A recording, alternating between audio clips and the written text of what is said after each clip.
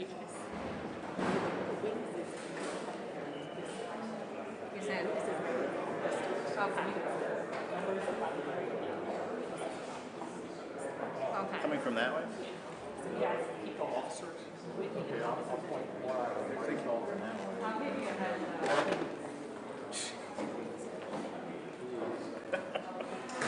Complicated even more.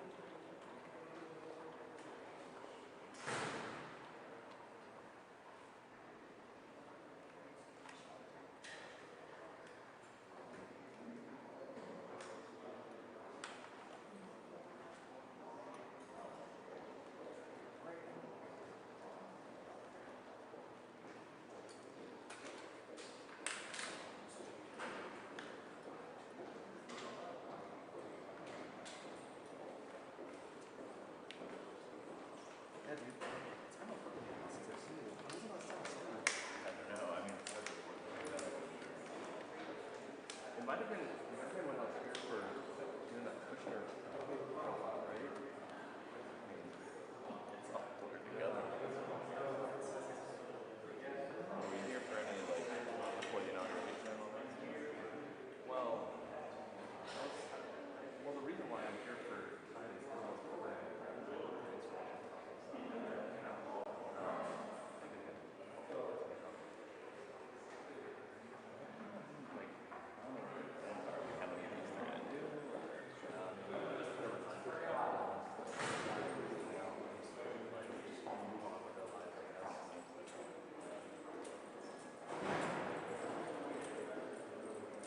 I was hoping they would just one thing a bunch of people like outside of Congress to run the show. Seems like more productive. There's a lot of fighting about that. Yeah, it's not a bad thing. I think it would have had some of the Republicans in the Senate between gun and wolves. They would have voted for it. Yeah. Be like, it's partisan that way, but they didn't want to. Whatever happened.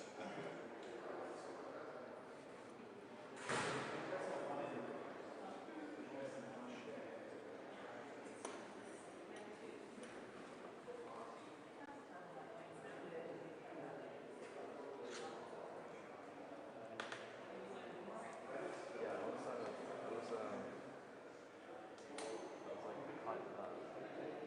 were you outside with him? Well, I caught my party. Oh, and I ran to Canada. You know, Canada.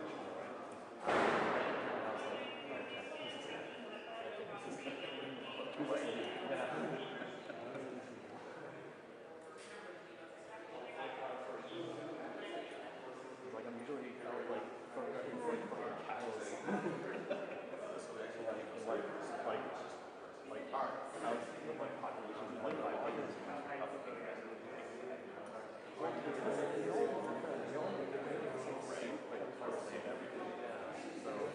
I feel like they should have like 8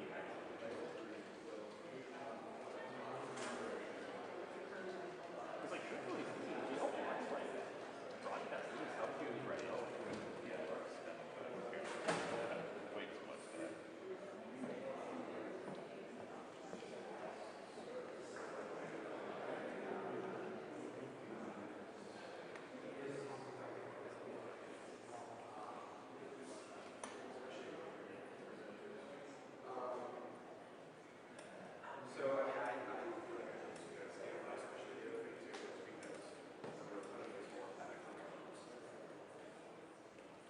Yeah, I mean, it's just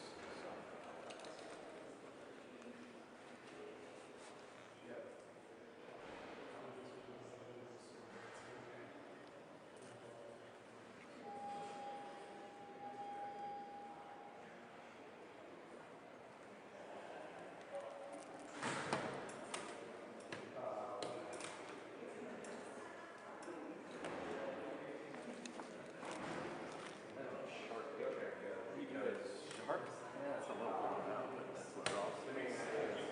You do it. What's the short pictures? I don't know such a thing. Take a lot of frame.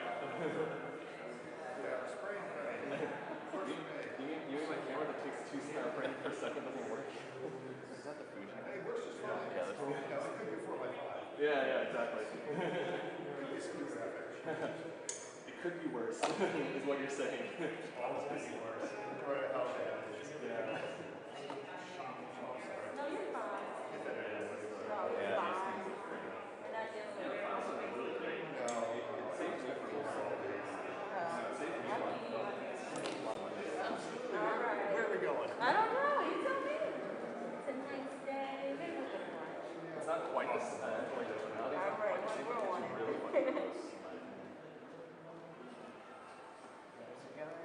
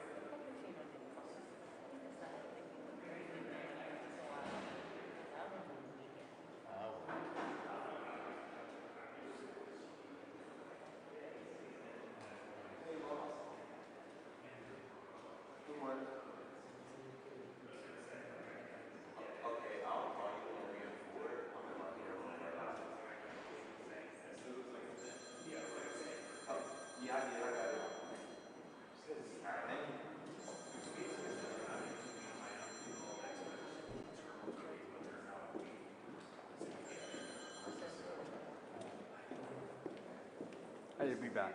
Okay, that's first.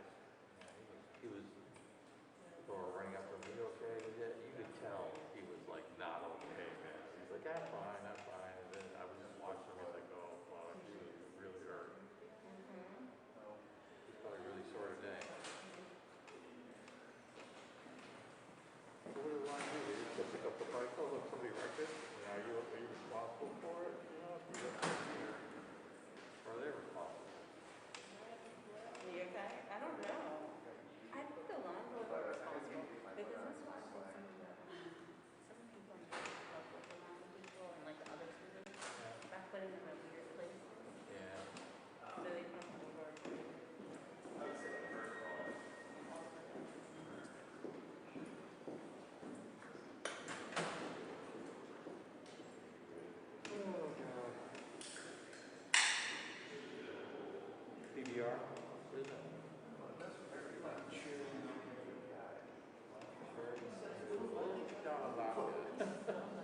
A little shot of vodka.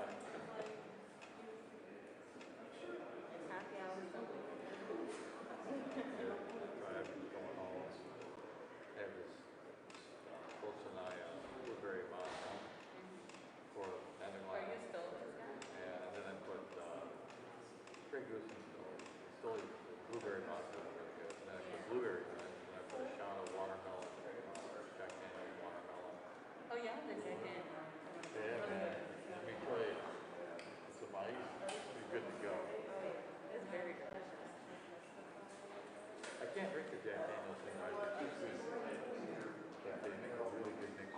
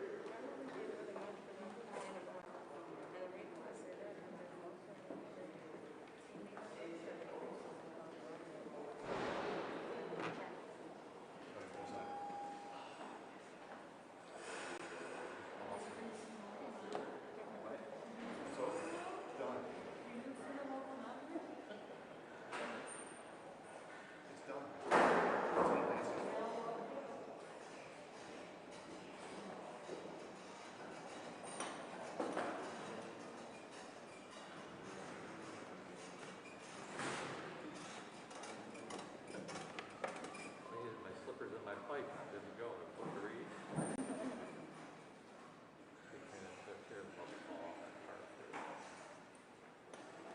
Hey yo, hey yo. $10. Oh, so what you paying out? So Bruno, did you save this? Did you get all? You get everybody you needed to get down there? What's that? To make a picture? I think they're gonna have to come out here.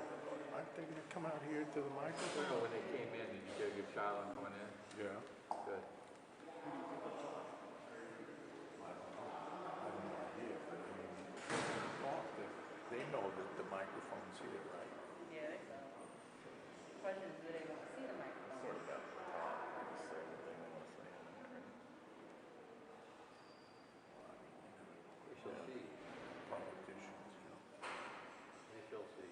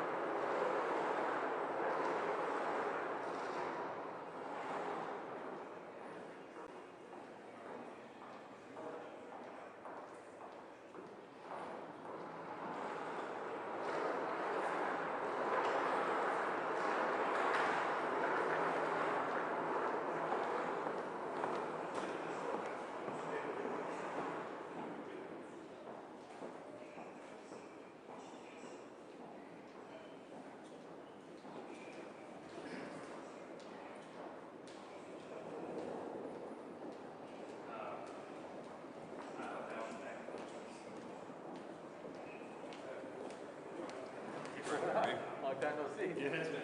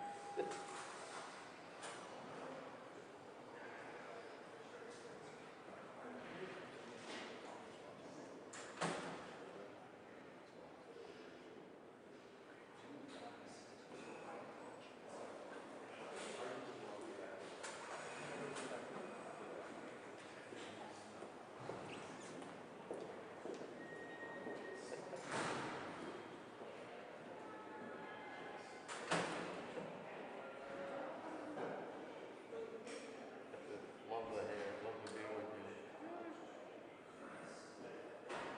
Oh. Yeah, I was supposed to, I've never worked with her. She is a walking HR nightmare. Wow. Her and Becky. And they're both really close to me, so first month that when she first came over to ABC, I was over there. She came running up to me, threw her arms around me in front of the whole Sounds right, sounds right. And I go, what the hell is going on here? Yeah, Sure. no, she's,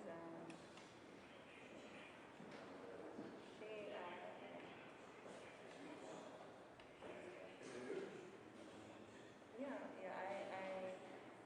I'm funny that I'm working with so many different people, which is one of the things I didn't want to do. That was really exciting. And they were like, cool. I was like, okay. Yeah.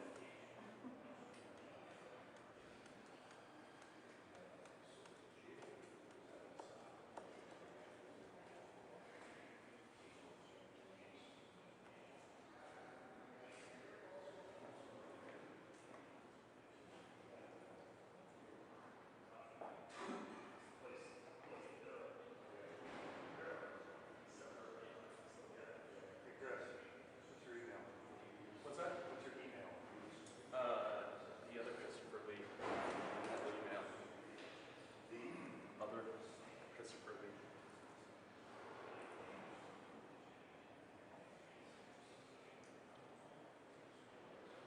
Are you sending me hate mail? Are you sending me hate mail? You don't have to have a charger. Each my bag of goodies. I threw a bunch of shit in here. I think that's a good card.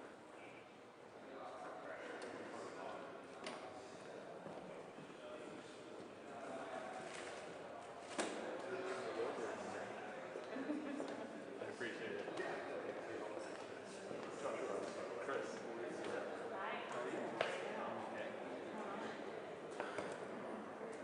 Here to be here. No, your face is here, so. What, I passed by Jeff once. Okay, yeah. You're the best. I appreciate it. Are you on Instagram? Hey, man. So far, I'm gonna post a sentence story next year. No.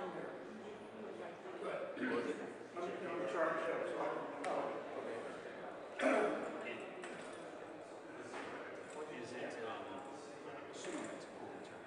Yeah, you have a great photo now. I was gonna say you have a great photo now. Oh yeah. Every time I come to DC, I always get a souvenir photo. No, I have, and I've typically either gone to, I get a garage tomorrow. Yeah, I'm usually working in contexts where there's like no other talking to my person. It's like it's such a trend. They, When,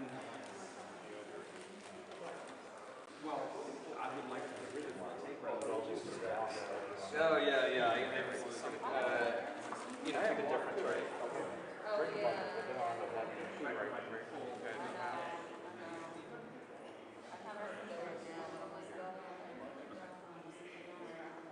Wait, your name is Andrew? Is there a way to set up so that I can log in?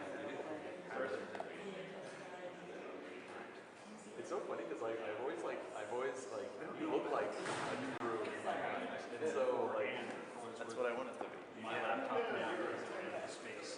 Every email before January 1st of this year is sitting. Yeah, no, I had plans on putting on more earlier, Mark's but you know Mark's how in things go with her.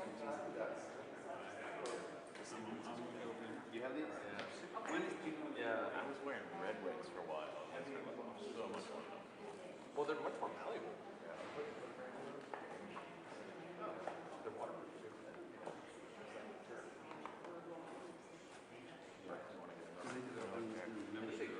Replacing insoles. I've worn them so much that like they're starting to have this permanent soles to yeah. How I walk. And that's to the point where it has like a permanent imprint in my foot. You know? When's the next photo? Because the office was open. Was there a whole thing? Did they come out?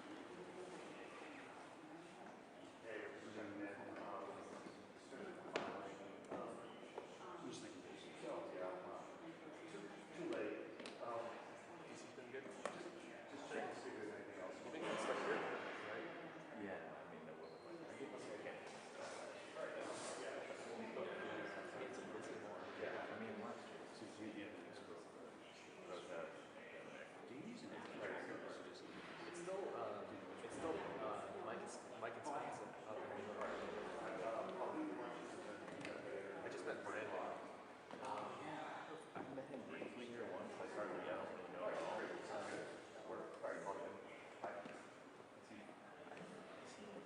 you know him before? I kind of heard about him just only through like the Minneapolis stuff. That's what we got started, or not started. That's me from stuff. Yeah, for sure. Yeah, I was hanging out with that's John. John actually at the border, and you know, like we always end up like seeing each other just because we're down there so often. And so and he was like mentioning that like you know they're like kind of like you know really the company's like really doing a very concerted effort to like enter him and kind of grow him into that role and everything like that. Yeah, he's super talented. He's really cool. I'm sure. I know he's been spending time with John before a little bit. I'm sure he's well. He's a good mentor to have. And it's good to hear that like the company's doing that. Like, it's like one thing to give someone a job, it's a whole other thing to like, especially like, which one? Oh, sorry. It went, really cool.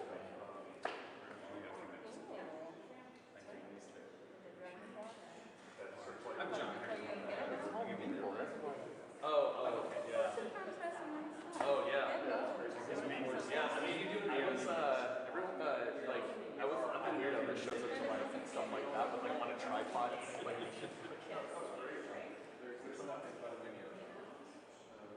it's one of the border patrol spotlight towers, and like it just was like going off. Yeah, I saw that page. I found one. It's like Maybe I need to get one of these straight lit. It's like a really No, I haven't interesting, yet. very like dark world. Yeah, I know. It's very when you look at when you look at it's very dystopian. Yeah. My Instagram page will look better. It's a fucking thing. Yeah, it's like for me, it's the easier it is for me to like photograph. It's like the sloppier my pictures are. So it's just kind of like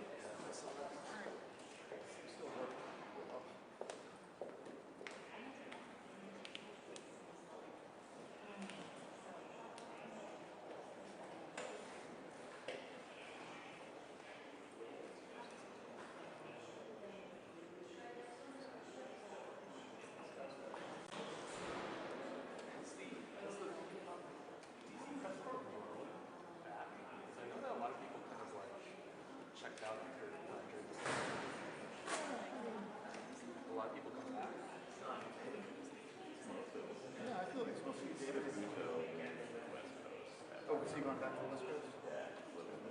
Oh, okay. Yeah, I haven't seen him. He's really the only one. I know For a while up here, everything during the pandemic was like, yeah. it was only like two photographers in that area. Well, don't worry. We'll be back there by the end of October, November. What you guys are going? Yeah. I'm like getting ready to like resurrect all my podcasts that I've been recording. I hate doing that.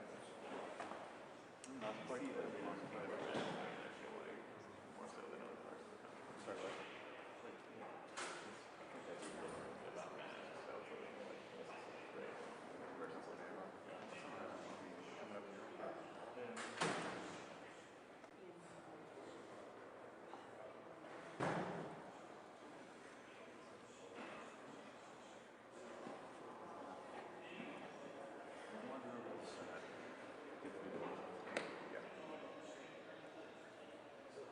Is it just like you just have a schedule of all the stuff that's going on and just jump from one thing to another? Yeah. Depending on your work. Like, Yeah. they might be something specific, otherwise you just kind of. That's crazy. Excuse me. Like this? No, I'm good. I'm good. Just doing this now.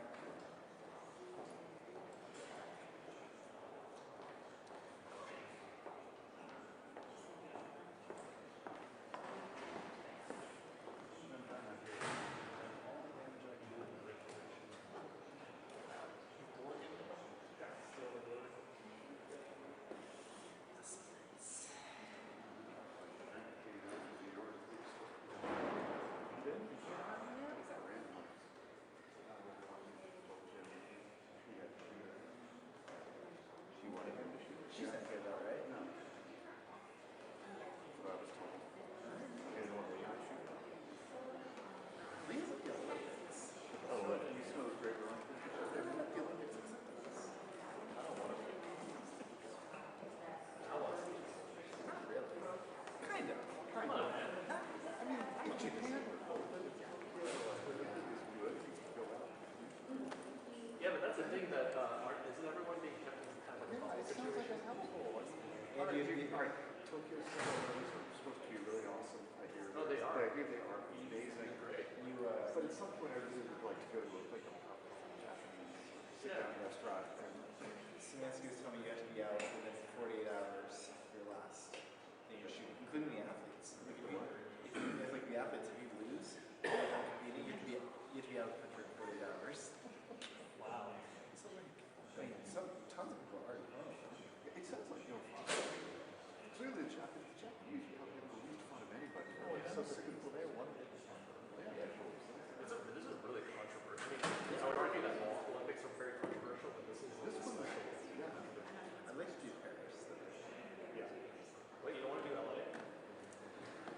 I wouldn't be surprised if I end up going out there to do like peripheral, but the Olympics is like experiencing a culture. I guess LA is. Yeah.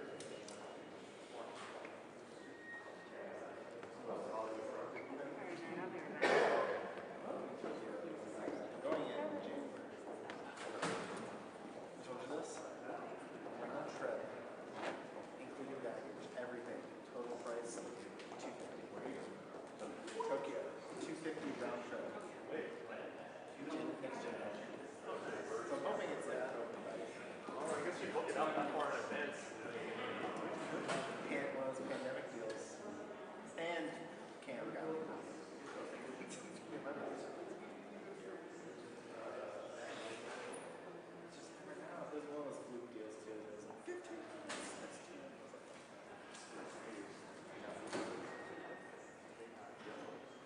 Absolutely.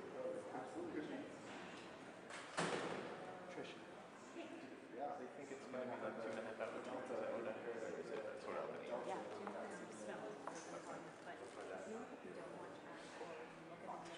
Yeah, because I think we'll be deep in the weeds.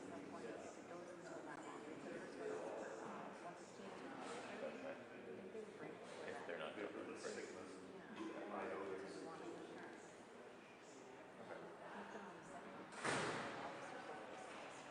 Oh, really? I think it's everybody. What's going on? No, I was just asking.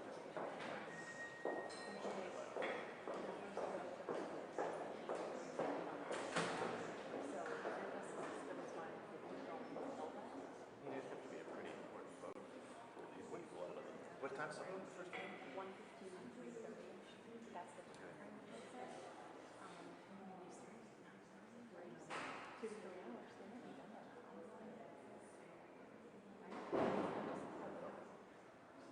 I mean, these guys, this is kind of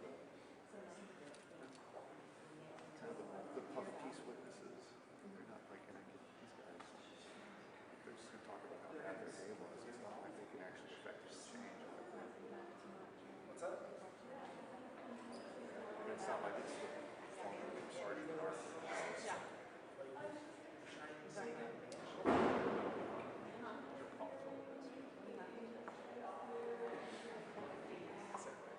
Let's do these meeting ones. Yeah. Should think I'm gonna buy one. Great. Just buy one. I'm just gonna buy one. Like, I think I want it. What's the name? They very much change the scenes that they're using in Capital. I think it's like only fair today. I have seen his other pictures of him. This is not fair at all. She can crush it. I'm just saying she's managing all of it today. Of course, he does all the did the number of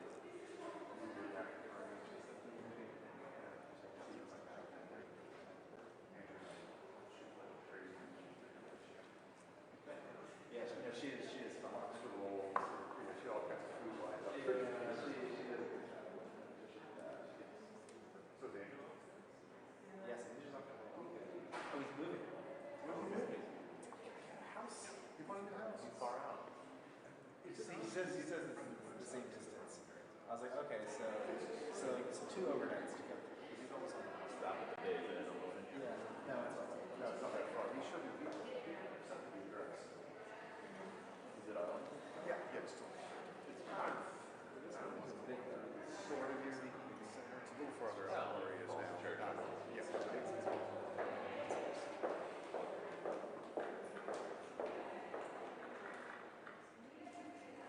But it's not to be. He hasn't.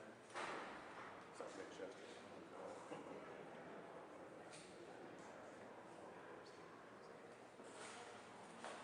Is the district still pretty unaffordable? Yeah.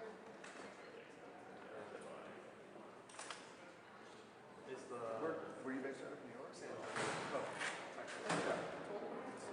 Compared to San Antonio, I lived in. That's how Drew and I knew each other. When I was in Drew. yeah. But I was buying is obviously a little bit different now because I think everyone's looking to buy. But I think the renter market is like pretty good for renter in New York. I was Yeah, DC. Apparently, it's cheaper to rent than to own. like compared to the mortgage. Yeah, I know like I know like 2 or 3 people that like just bought houses. That's like in Colorado. Yeah, when I was in DC.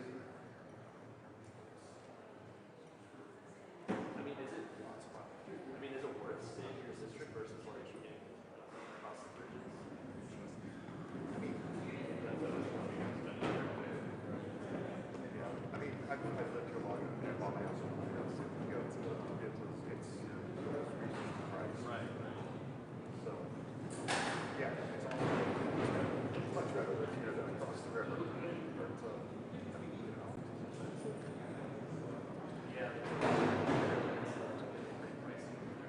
Because all the people that can't that dump price out here are like, and Amazon's here. yeah. So those people have stupid money to buy whatever they want. Have they built out all their like warehouse spaces and stuff like that? I don't even know if the offices are fully occupied. Yeah, I think they're still. It's in that new complex, right? It's not new. It's Crystal City. They just changed the name because of what National Landing or something. So completely anodyne. It's very sterile. It's very surprised. It looked like one of those like shopping like kind of like those like shopping centers you find in California. Yeah, yeah.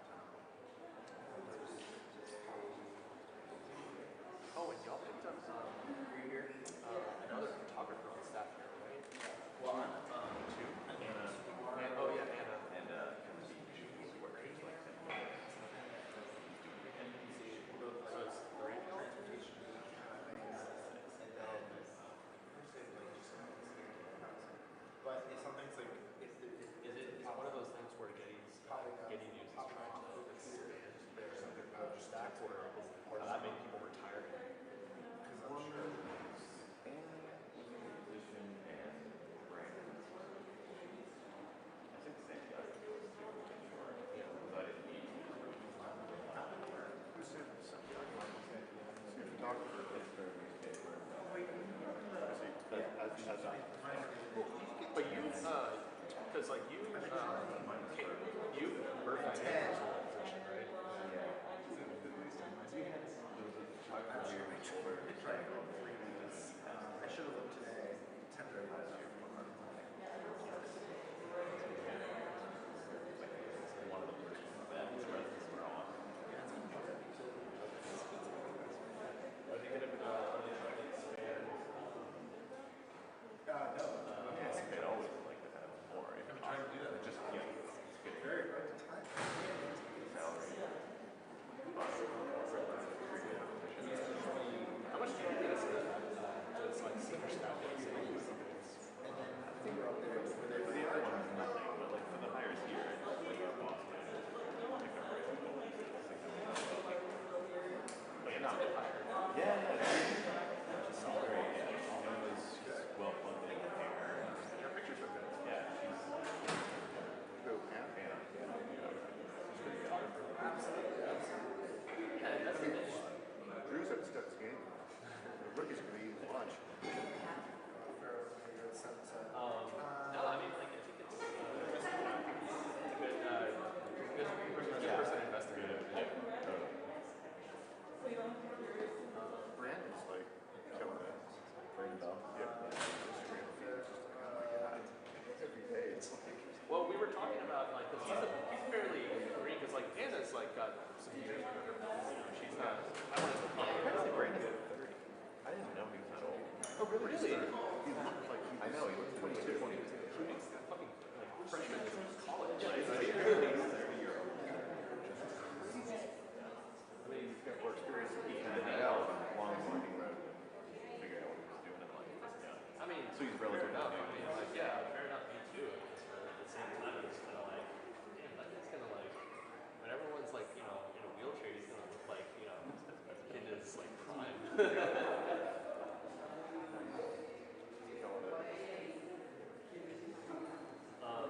Yeah, but we were talking earlier that it was good that the company seems to be really investing in training him as well. So.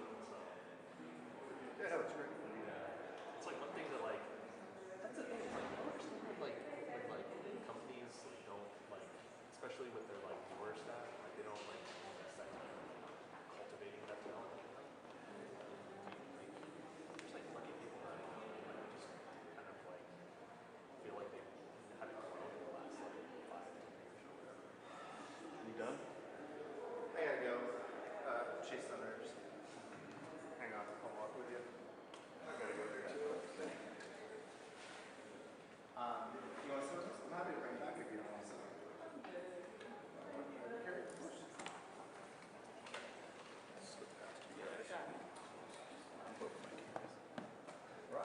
Yeah, sure. Take care. Are you in town for a while or? Just for a couple more days, and then I'm up in New York. All right, take care. I'll see you in a while.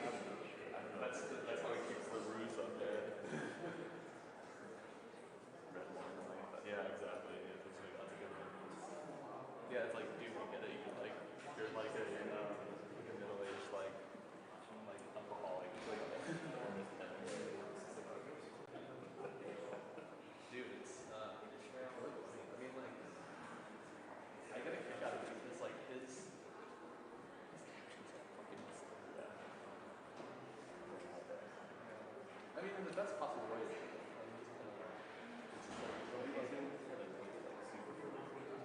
Yeah. It'll be like someone sitting on a train and he'll like write some like existential like kind of like retrospective about like his past few days. It's funny.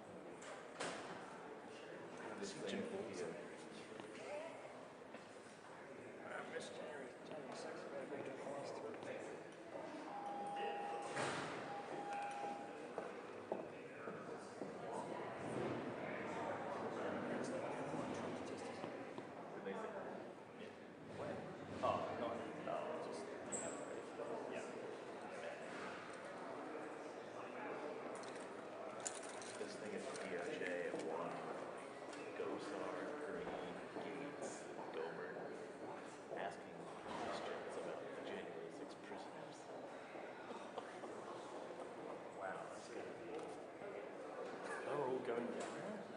No way. Yeah, like a presser outside the building or something. Oh, really?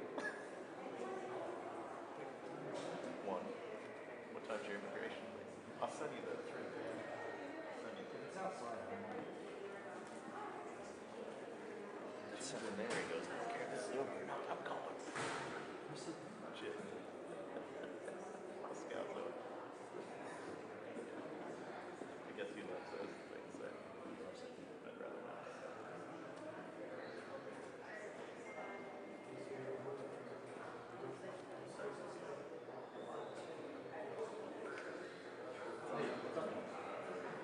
Brandon, I guess, has numbers. Brandon's got some numbers. Oh, you're going to be. I think it's his.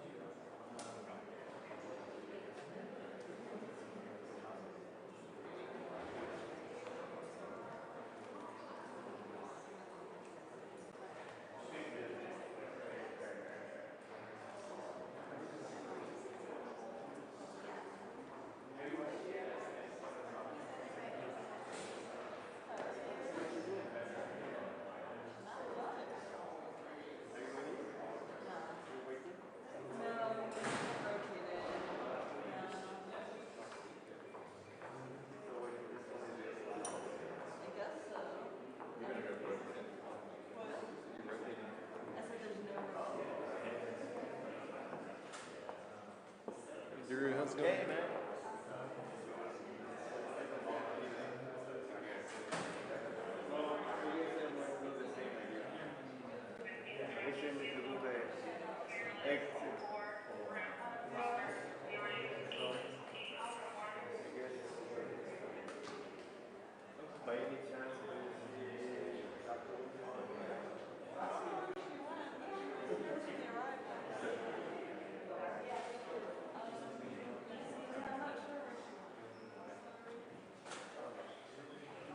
well, I'm going to park here.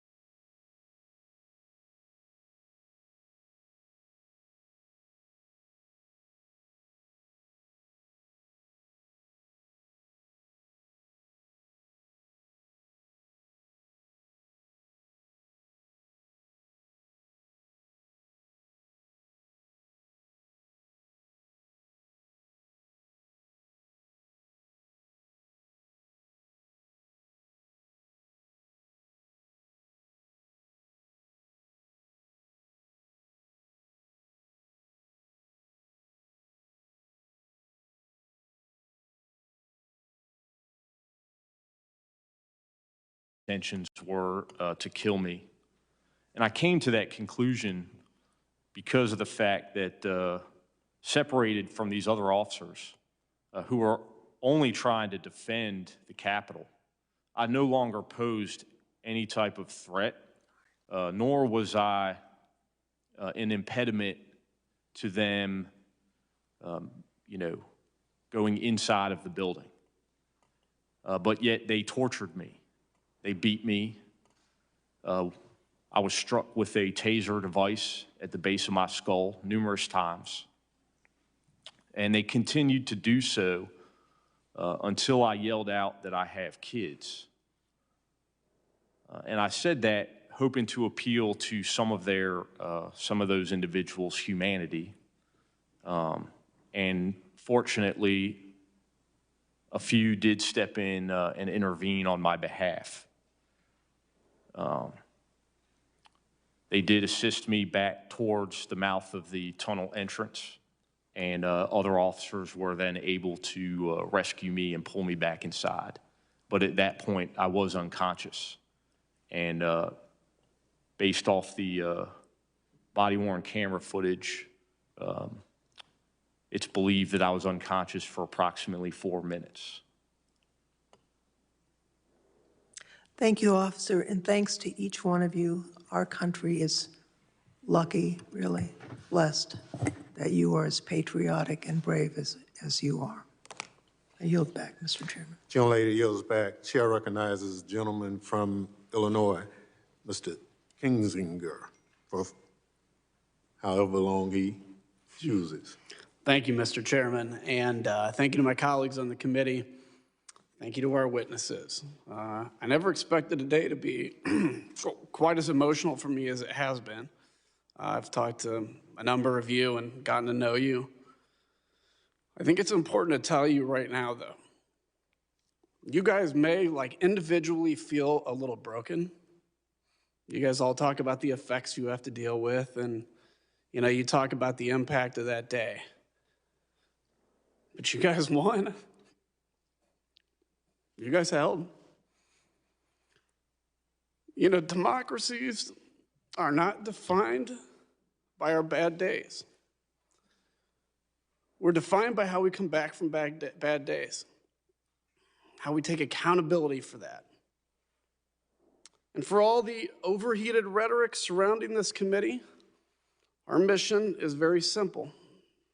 It's to find the truth, and it's to ensure accountability. Like most Americans, I'm frustrated that 6 months after a deadly insurrection breached the United States Capitol for several hours on live television, we still don't know exactly what happened. Why? Because many in my party have treated this as just another partisan fight. It's toxic, and it's a disservice to the officers and their families, to the staff and the employees on the Capitol complex, to the American people who deserve the truth, and to those generations before us who went to war to defend self-governance, because self-governance is at stake. And it's why I agreed to serve on this committee. I want to know what happened that day, but more importantly, I want all Americans to be able to trust the work this committee does and get the facts out there free of conspiracy. This cannot continue to be a partisan fight. I'm a Republican, I'm a conservative. But in order to heal from the damage caused that day, we need to call out the facts. It's time to stop the outrage and the conspiracies that fuel the violence and division in this country, and most importantly, we need to reject those that promote it. As a country, it's time to learn from our past mistakes, rebuild stronger so this never happens again, and then we can move onward. And serving on this committee, I'm here to investigate January 6th, not in spite of my membership in the Republican Party, but because of it. Not to win a political fight, but to learn the facts and defend our democracy. Here's what we know. Congress was not prepared on January 6th. We weren't prepared because we never imagined that this could happen. An attack by our own people, fostered and encouraged by those granted power through the very system they sought to overturn. That is a lesson. That is not a conspiracy theory or a counter-narrative. We don't blame victims. We go after the criminals. Some have concocted a counter-narrative to discredit this process on the grounds that we didn't launch a similar investigation into the urban riots and looting last summer. Mr. Chairman, I was called on to serve during the summer riots as an Air National Guardsman. I condemn those riots and the destruction of property that resulted. But not once did I ever feel that the future of self-governance was threatened like I did on January 6th. There is a difference between breaking the law and rejecting the rule of law, between a crime, even grave crimes, and a coup. As we begin our work today, I want to call this committee's attention to the oath of office, an oath not to a party, not to an individual, but to the Constitution that represents all Americans. Everyone in elected office knows how hard it can be sometimes to keep that oath, to preserve, protect, and defend the Constitution of the United States in the forefront of our minds, what with the political pressures and re-elections always around the corner. But Mr. Chairman, our witnesses today, like every law enforcement officer across the country, took the same oath we did. And on January 6th, the temptation to compromise their oaths didn't come in the form of a campaign check or a threat from leadership or an all-caps tweet. It came in the form of a violent mob. While we on this dais were whisked away from the danger, heroes like those here stood their post before it and paid the price. And we are only here now because you guys were here then. Therefore, it's altogether fitting that we begin our investigation of January's lawless attack against the Constitution with these four men who made sure that the attack did not succeed, with those who helped to ensure that democracy held. And I think it's important to remember that you are four with stories, but there are hundreds with stories as well that you represent where you sit. Officer Fanone, I know your passion is to make sure that DC Metro gets the credit it's due. And I thank you for I know that you represent the hundreds of officers like Officer Hodges that responded to that call. What I want to ask, does this feel like old history to any of the four of you? Sometimes I get, we hear out there, it's time to move on, right? It's been 6 whole months, time to move on. Does this feel like old history and time to move on? You can just say yes or no. No, sir. Nope. There can be no moving on without accountability. There can be no healing until we make sure this can't happen again. I echo that. How do you move on without correcting what happened? Let me ask you all, one of the narratives out there, and Officer Fanone, it triggered something in your testimony when you said it. So there's been this idea that this was not an armed insurrection, and as if somehow that is justification for what happened. We know the hugs and kisses. We know it was BLM and Antifa, right? Of course, then you would, I'm sure, want to investigate that if that's the case. Now we've heard maybe the FBI actually started this, but one of the ones that has always held was that this was not an armed insurrection. Officer Dunn, you mentioned that those that stormed the Capitol were very well organized and trained, and let me ask you, and I'll ask actually to all four of you, and Officer Hodges, I know this was part of your job initially before you responded to the Capitol. If in the middle of all that melee, you see somebody with a gun in that crowd, would you be able to go out, apprehend, arrest them, read them their rights, and go through that process? Or was the mission at the moment survival and defense of the Capitol? So I'm asking, is it possible that people maybe had guns, and we've seen that actually there were, but this idea that, wow, people weren't arrested with guns, at the time it was raw survival. I'll start with, we can just start on the left. Let me ask you, what's your response to that? For those people who continue to downplay this violent attack on our democracy and our officers, I suggest them to look at the videos and the footage right now, because common things were used as weapons, like a baseball bat, a hockey stick, a rebar, a flagpole. including the American flag, pepper spray, bear spray. So you name it. You have all these items and things that were thrown at us and used to attack us. Those are weapons. No matter if it is a pen, the way they were using these items, it was to hurt officers. It was to hurt police officers. Their intent was not to say, hey, let me go and find the Republicans or the Democrats in there or the independents. It was every single body that was here in this building, in the Capitol, that their intent was to get them out and hurt them. It would have been a much different outcome had we not stopped them, especially at the lower West Terrace entrance. Even though at that time, we didn't know that that there were other breaches in the Capitol. Our intent was to stop whoever was trying to come in through that door. And those weapons that were used, those were common items. The way they were using it was as weapons. Let me ask too, in kind of my final moments, Sergeant Cannell, Officer Hodges, you were Virginia Guardsman, I believe, fellow Guardsman. Yes, sir. At any time in your service in the military, as you know, I'm an Air Guardsman. And Sergeant Cannell, you specifically mentioned your time in Iraq. At any time in your military service, did you change how you defended the person to your left or right, or how you trained with them based on their political affiliation? No, whether not at all. it was in war or anything? No. No, sir. The way I view it at that time, it was I'm an American, and the person right next to me is an American, and I would do everything possibly for me to defend him and the country at that time. You guys did that? You guys did that in the blue. Yes, sir. And I want to say that is the mission of this committee. We may have our deep differences on other policy issues, but we are all Americans today. And we thank you for holding that line.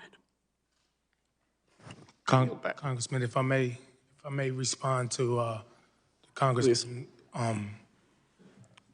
when you asked about the armed part, when the assumed officers showed me what appeared to be a police badge, I don't know too many police officers, and this is just me being a police officer for 13 years, that carry their badge and don't carry a gun with them. So we look on their hips, you see a print. I didn't see that it was a gun, but a reasonable police officer will believe that that's a gun on their hip. So. And just to quickly be specific, a print is basically what looks like the outline of a gun. That's correct. Thank you, Mr. Chairman, and thank you, witnesses. Thank you. Gentleman yields back. Chair recognizes the gentleman from California, Mr. Schiff. Thank you, Mr. Chairman. I was on the House floor from the beginning of the joint session until the attack and evacuation by the Capitol Police, and I want to thank you. I'm convinced that one of the lives you saved that day might very well have been my own. We are all greatly in your debt. You are all heroes. Sergeant Cannell, Representative Lofgren asked you about your experience, and I won't ask you to repeat that. I would like the public to see from your perspective some video, if you're comfortable with my showing it. Yeah, that's fine. If the clerk could roll the video, please. You're gonna die tonight. Do you know how to lock them together? Here, like this. Arms through these shields. You know how to put your arm? Yeah. Do we have a hard platoon guy here? You. Show them how to lock the shields together and hold the shields. We need an avenue of escape, so wait to lock this one in. Go ahead.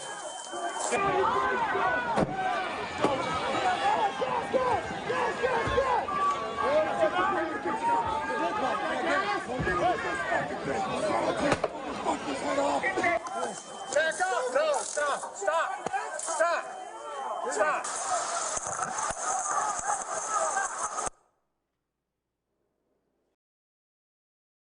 Sergeant, in that video, one of the first things you hear is someone saying you're going to die tonight. You described in your opening statement being crushed by rioters. You could feel yourself losing oxygen, thinking this was how your life was going to end, trampled to death, defending the Capitol. It's hard for any of us to understand what you went through, even though we were there. It's even harder, I think, for people around the country to understand what that was like. Can you tell us what you were thinking when you were losing oxygen and thought that might be the end? My rationale there, and the way I was thinking is like, we can't let these people in no matter what, even if it costs my life. That had bloody hand that you saw, that's me in there. And both my hands were bleeding bad.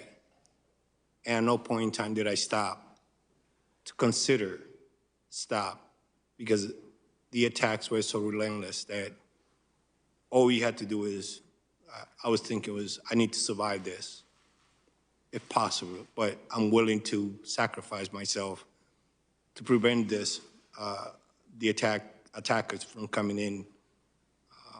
I swore an oath and to protect the public, the member of Congress, and the United States Constitution. And that's what I was doing that day, regardless of my personal safety, along with everybody else that was there that day. They were calling us traitors, even though they were the one committing the treasonous act that day. It is devastating and demoralizing for people, whoever party is, to call this attack and continue to minimize it like nothing happened. It was an attempted coup that was happening at the Capitol that day. And if it had been another country, the U.S. would have sent help. And people need to understand the severity of and the magnitude of the event that was happening that day. We were all fighting for our lives to give you guys a chance to go home to your family, to escape. And now the same people who we helped, the same people who we gave them the borrowed time to get to safety, now they're attacking us. They're attacking our characters. They're attacking Officer Harriet's character, people who never served in the military or as a law enforcement. It's a disgrace. My actions that day was to save you guys, regardless of my personal safety. And I still continue to wanting to do that today, tomorrow, and as long as I'm permitted to do it, and if it is demanded of myself to do that in the future. Sergeant, this obviously had a deep impact on you, all of you, but it's also had a big impact on your family. You described how when you got home you couldn't even hug your wife because you had chemicals all over you. You wanted to go back. It seems like no sooner had you gotten home, you wanted to go back. Yes, sir. I think I read that you said you felt guilty. Did your wife want you to go back? No. Why did you go back? And what was your conversation with her about that? After I took a shower, I spent about 10 minutes hugging her and my son. I told her I gotta get some sleep because I gotta go back to work. And she told me, no, you're not. You hurt. I said, no, I'm still able to continue to carry out my duties. And by 8 o'clock, I was already on my way back, despite her concerns and for my safety. My sense of duty for the country, for the Constitution, at that time was bigger than even my love for my wife and my son. I put that ahead. And for me, it's confounding that some people who have sworn oath, elected officials, including people in the military that I seen at the lower stairs fighting against me, they swore an oath and they're forgetting about that oath. They're not putting the country before the party. And that's what bothers me the most. Because I, as a former soldier, I know what that inherits, that oath. And I was willing, I'm still willing to do that.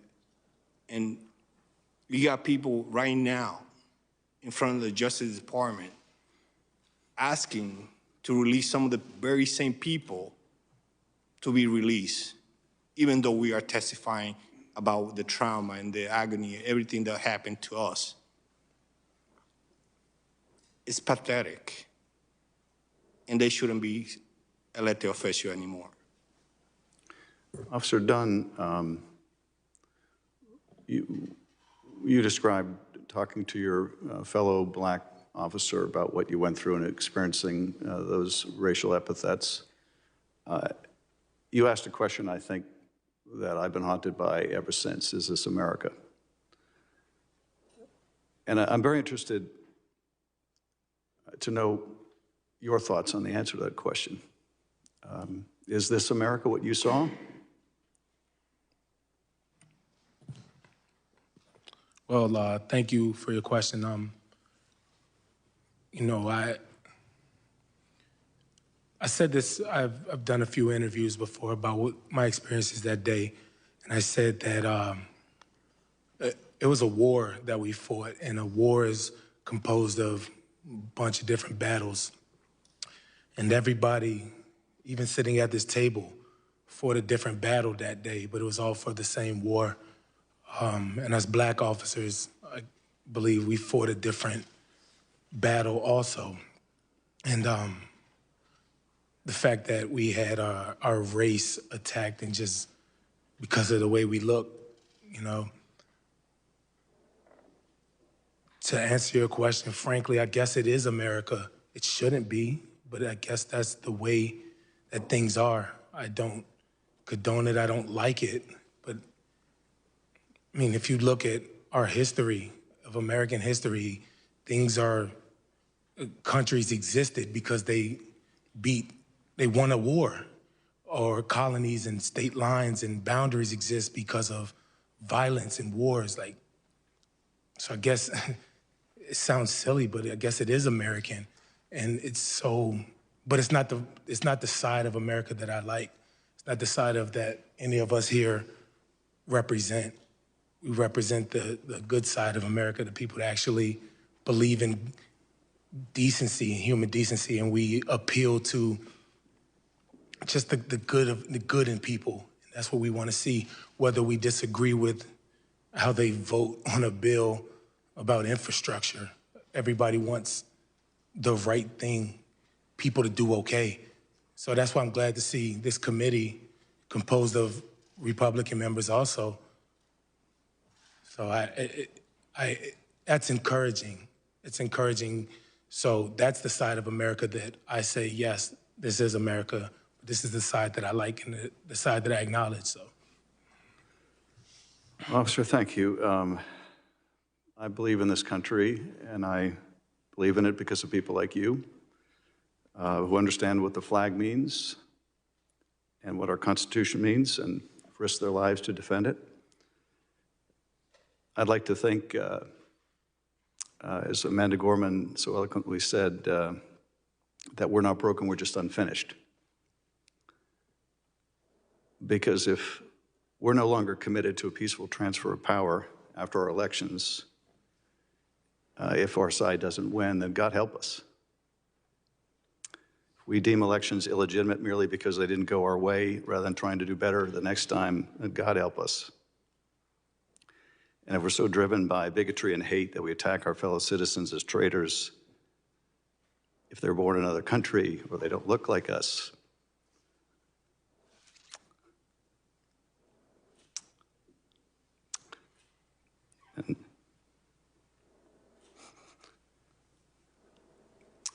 and God help us.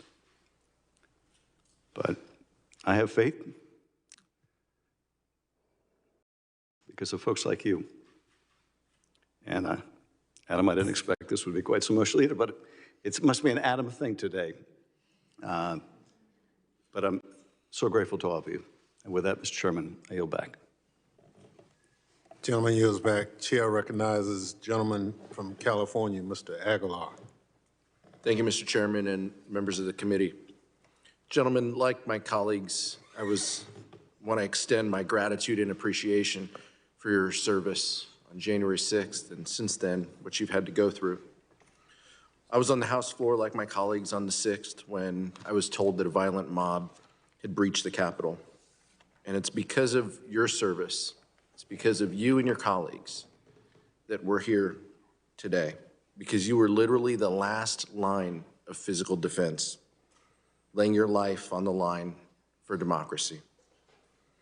My time will be limited, so I'll be asking questions of Officer Hodges and Sergeant Gannell, primarily about the weapons that you observed and how they were used.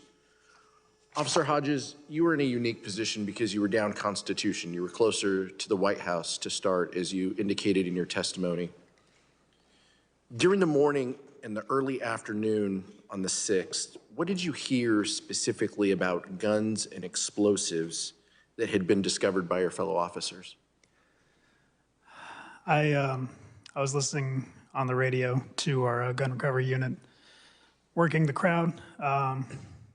What we usually try to do is wait for the crowd to disperse before making arrests. That way we don't set off the crowd, set off a riot. So I think they might have identified people of interest that they never got a chance to address, and they were working the crowd to try and confirm reports of firearms on certain people, but it's also difficult to do given the nature of the crowd and how many there were. When I heard the REOD confirm the existence of a device, there was only one thing it could be, explosives. But in 42, we had our own objective, our own mission, so we couldn't really, we scanned the crowd, but these people, they know how to conceal their weapons. So on a big avenue like Constitution, you can't really, it's difficult to detect the print, or if it's in a backpack, there's really not much you can do. But we continue to scan the crowd and find what we could. But mostly it was up to our other units to make those discoveries. You talked about, in response to Representative Cheney, you talked about the gear that the individuals were wearing. So combined with what you saw visually, with what you had heard on the radio about guns, that all kind of led you to give pause about the next few hours, correct? Absolutely. Once we got to the Capitol and we were fighting, I was wondering, how many more bombs are there? What's the trigger? Is it going to be a cell phone? Is it on a timer? How many guns are there in this crowd? If we start firing, is that the signal to them to set off the explosives, however many there are in the city?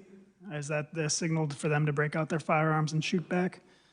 So that's the reason, why I didn't shoot anyone, and I imagine why many others didn't, because, like I said before, there were over 9,000 of the terrorists out there with an unknown number of firearms, and a couple hundred of us, maybe. So we could not, if that turned into a firefight, we would have lost. And this was a fight we couldn't afford to lose. I want to play a video, and I'd ask that everyone watching pay attention specifically to the weapons the rioters were using. You can hear someone yell, "Get your machete." You can see officers being attacked with flagpoles, flares, and gas canisters. If we could roll the video. Taking rocks, bottles, and pieces of flag and metal poles. Cruiser 50, the crowd is using munitions against us. They have bear spray in the crowd. Bear spray in the crowd. Let's go, Rayfield. We get him.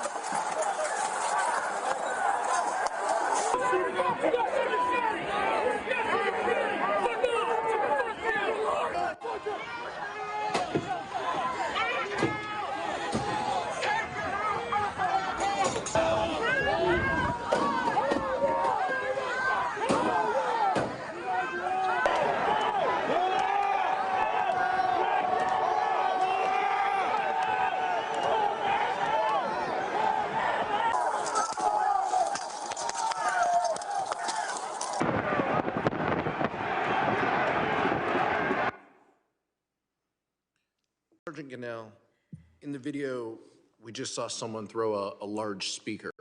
Was that directed your way? I was further inside. That was afterward, towards the end of before they got clear.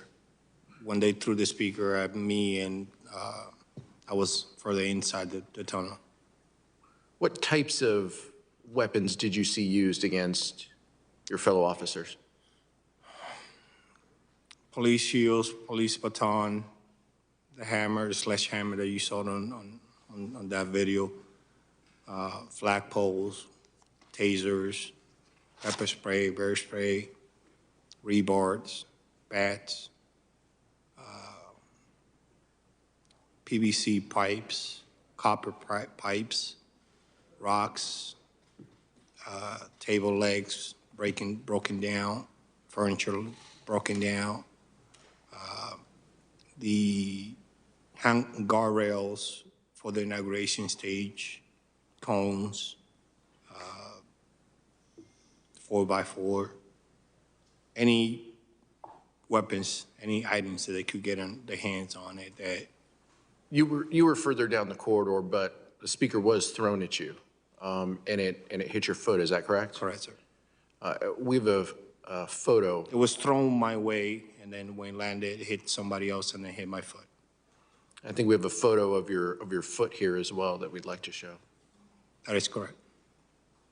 Can you tell me how you're doing? You mentioned in your opening statement about your continued physical therapy related to the foot. Can you tell me how you're doing? The foot, I had several conditions that were. One is fusion on number 1 metatarsal, metatarsal. Then there was a hammer toe that, as a result of the hit, and then the second and third digit also got damage. And in order to fix one, they needed to correct the big toe to stabilize. If not, I would have, later on in the future, I would have had the same problem returning. It is very painful. It is, with a lot of patience and determination that I had gone through, I still had the same problems in terms of pain, stiffness, whatnot. The doctor last week on Tuesday told me that I'm going to need surgery on my shoulder because I have a labrum tear that has not healed even more than 6 months later. And possibly my rotator cuff also is going to need some work. So that you're talking about 8 months to a year more of physical treatment and rehab. Sergeant, you're an immigrant from the Dominican Republic, a naturalized U.S. citizen, and you mentioned how individuals had zeroed in on your race that day. Yes, sir. Can you tell me how that made you feel? When we were before or right after MPD just arrived with the fluorescent mountain bike unit, they got there. I was at the front line, and apparently they seen, even through my mask, they saw my skin color and said, "You're not even an American."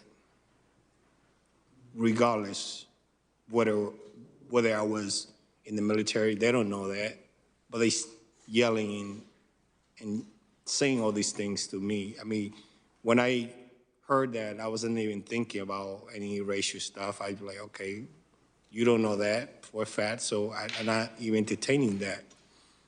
But it's just like Officer Harry done. It takes time for you to process that, and you only realize what was happening after you go back and see it from a different point in time, because I only saw that recently. But for me, I wasn't even thinking about that. I'm there to stop them regardless. I'm not thinking what they were yelling in terms of my skin color or my race. And I know an American soldier and former soldier and a police officer. I didn't take that into account when I was defending all of you guys. Officer Hodges, you characterized the attack on the Capitol as a white nationalist insurrection. Can you describe what you saw that led you to label the attack that way? The crowd was overwhelmingly white males, usually a little bit older, middle-aged, older, but some younger.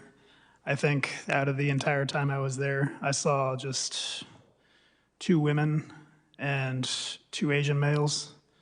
Everyone else was white males. They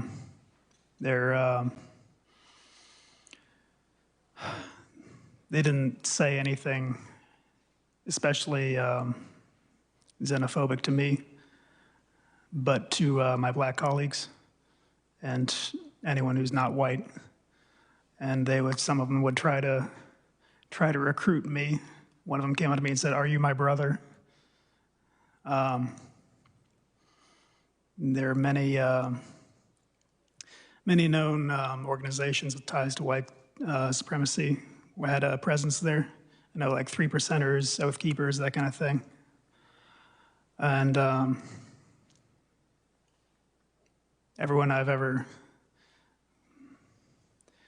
people who associate with Donald Trump are find more likely to subscribe to that kind of belief system. I want to thank the 4 of you for taking the very difficult step of sharing your stories and your recollections of the threats and violence that you endured. No one should have to experience what you went through. And this committee will continue its work to give a complete accounting of what happened, to protect further officers, and to amplify the stories that you've shared today. Thank you so much for being here. Yield back, Mr. Chairman. Thank you. Gentleman yields back. Chair recognizes the gentlelady from Florida, Ms. Murphy, for 5 minutes. Thank you, Mr. Chairman, and thank you to the witnesses for your testimony today, for your bravery on January 6th, and for your service to our country. I know all of you endured a great deal on January 6th, and I know we've watched a lot of difficult video in this testimony so far, but I hope it's okay with you if I show a brief video of what Officer Hodges experienced that day. Can you please cue the video?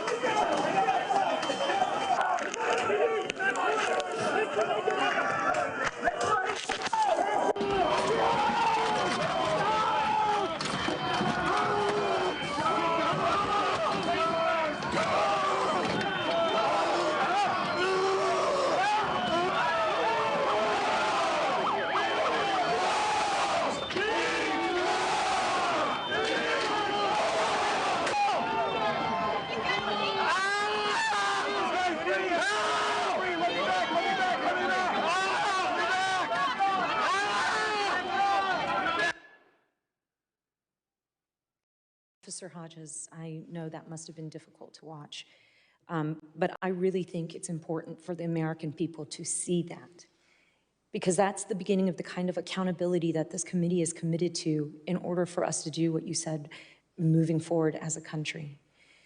You know, January 6th was an attack on our democracy. It was an attack on the peaceful transfer of power, and it was an attack on this Capitol building. But it was also an attack on real people. And most people don't know this, and I don't think even you know this, but your actions had a profound impact on me. So at 3 p.m. on January 6th, while you were holding back the mob at the Lower West Terrace entrance, I was holed up with Congresswoman Kathleen Rice in a small office about 40 paces from the tunnel that you all were in. That's about from the distance where I'm sitting here on the dais to that back wall.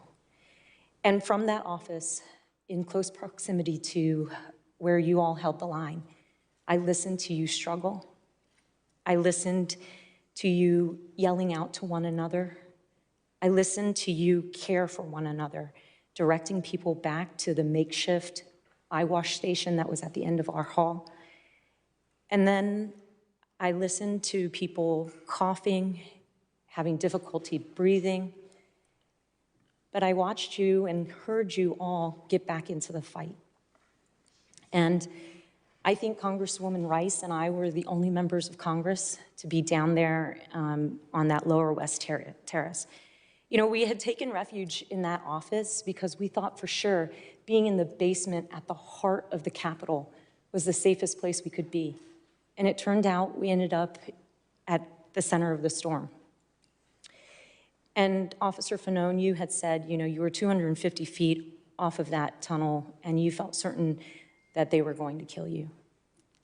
Imagine if they had caught the 2 members of Congress that were just 40 feet from where you all were. And I know Sergeant Gannell and Officer Hodges, you both said that you didn't realize that other parts of the Capitol had been breached, but you really felt like you were the last line of defense. Well, I'm telling you that you were our last line of defense. And during the exact period of time, Officer Hodges, in that video where you were sacrificing your body to hold that door, it gave Congresswoman Rice and I and the Capitol Police officers who had been sent to extract us the freedom of movement on that hallway to escape down the other end of that hallway. And I shudder to think about what would have happened had you not held that line. You know, I have 2 young children. I have a 10-year-old son and a 7-year-old daughter. And they're the light of my life. And the reason I was able to hug them again was because of the courage that you and your fellow officers showed that day. And so just a really heartfelt thank you. I think it's important for everybody, though, to remember that the main reason rioters didn't harm any members of Congress was because they didn't encounter any members of Congress. And they didn't encounter any members of Congress because law enforcement officers did your jobs that day, and you did it well. I think without you, what would have been a terrible and what was a terrible and tragic day would have been even more terrible and more tragic. So just very grateful for all of you. And now I'd like to talk a little bit about that video. You've talked a little bit about it in your opening statement, but can you walk us through what is happening in that scene? My understanding is that is a mix of your body camera as well as video from other vantage points. That's correct. At the beginning, you see me walking into the Capitol. That was after we were driven off of the West Terrace. I think you see me spit on the floor, unfortunately. I was trying to clear my lungs and mouth of all the CS and OC. You see me preparing my gas mask, donning it, ready to go back out there. And I followed the noise to the tunnel where it was just, you know, wall-to-wall people packed, fighting for with everything they had. It was full of OC and CS gas at the time, and I believe that thickest smoke was from a fire extinguisher. You could see all the residue on the officers who were there. And it's like I said before, they had, they outnumbered us 50-something to 1. So it didn't matter how many we defeated. We just had to, we had to hold on. We couldn't let anyone through. And they always had a relative, essentially an infinite number of replacements. They'd say, we need fresh patriots up here, and there would be more. So we just had to hold until someone came to help. And like I said, once I got to the front, I didn't want any more pressure on the officers behind me.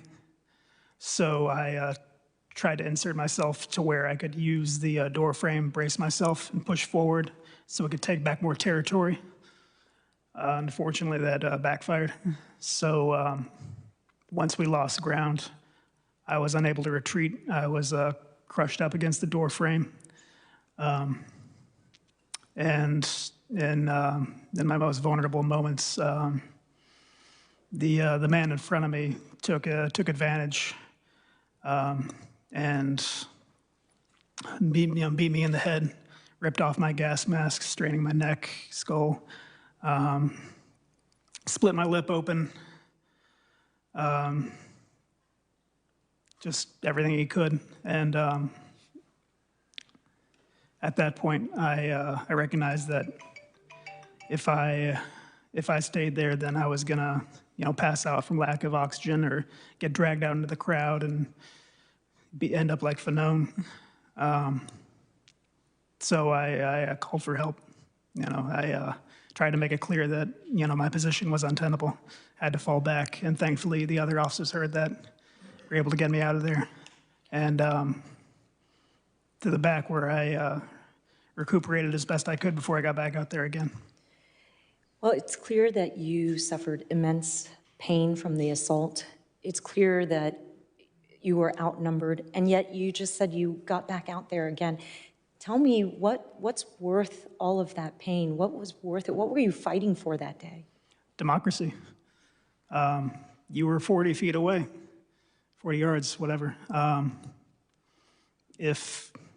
Especially with the razor-thin margins on Democrats and Republicans in the House and Senate, if any single one person was kidnapped or killed, which I have no doubt in my mind is what they intended, that would affect the outcome of legislation and all your duties for years to come. And if that's just one person, what if, more than one person? The difference would be even greater than what should be and will be. And obviously for each other.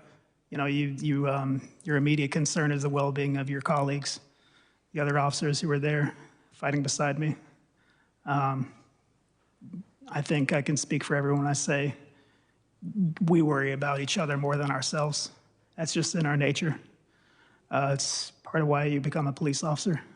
So, like when Fanone said he was trying to find out who needs help and no one would volunteer, that's just an example of that kind of mindset that we have. So it was for democracy, it was for the men and women of the House and Senate, it was for each other, and it was for the future of the country. Thank you, Officer Hodges, and thank you all for defending democracy. And I appreciate your testimony, and I appreciate your continued service. With that, I yield back. Gentlelady yields back. Chair recognizes the gentleman from Maryland, Mr. Raskin. Thank you, Mr. Chairman. Sergeant Cannell, Officer Fanone, Officer Hodges, Officer Dunn, you are great law enforcement officers and a hero to law enforcement officers across the country. You're great public servants, and you're a hero to public servants across the country, but you are great Americans, and you are heroes to all of America. And long after you are gone, you will be remembered as heroes to our country, along with your fellow officers. And those who attacked you and those who beat you are fascist traitors to our country and will be remembered forever as fascist traitors. Now, Officer Dunn, I've got to start with you because you're my constituent. And you are the pride of Maryland today because of the way you stood up for the Capitol and for the Congress and for our democracy. But you said something fascinating in your testimony. You said you never seen anybody physically assault a single officer before in your 13 years on the force, much less thousands and thousands of people attacking hundreds of officers. So how did you experience that when it first happened? So with regards to the never seen, sure I've seen videos of officers being attacked and people resisting arrest, but to clarify, it's never been the assaults on the scales that we have seen like that before. I just wanted to clarify that. Can you repeat your question? Well, actually, it leads to my next one, actually. You made a really interesting point. You said you'd seen protests for many, many years. You'd seen even civil disobedience for many years. There's an effort today to portray the events of January 6th like some kind of resurrection of Dr. King's March on Washington in 1963. You know, and I've seen a lot of protests here too. I've seen the March for Our Lives that the young people did about gun violence. I see people marching for DC statehood, arguing for their rights to representation in Congress, and I've seen civil disobedience. But was this like any of those rallies or marches or demonstrations you'd ever seen? And if not, what was different about it? So the marches that the protests that you specifically talked about, I'll go a step further and talk about the ones that had the potential to be not so peaceful. You had the Million Man March rally, the 20th anniversary of it. It was a lot of opposition to that. You had the Klan that came up here. You had people that were pro-guns that wanted to come up here. So all of those had the potential to be very violent and frankly quite deadly, but they did not. This wasn't the first time that, if I can just use this quote, that the MAGA people came up here to the Capitol before. They were in DC before. There were some skirmishes, but it was never the attempt to overthrow democracy. They came up, I think this was maybe their second or third time that they had come up on January 6th. And even then, as belligerent as they were, it didn't account to this violence. So the only difference that I see in that is that they had marching orders, so to say. When people feel emboldened by people in power, they assume that they're right.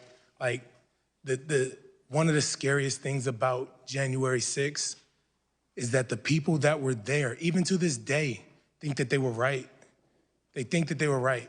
And that makes for a scary recipe for the future of this country. So I think that's why it's very important that you all take this committee seriously and get to the bottom of why this happened, and let's make it never happen again. Thank you. Officer Fanone, I think you've given our committee our marching orders today, which is to hold the line. You held the line, and now we've got to hold the line.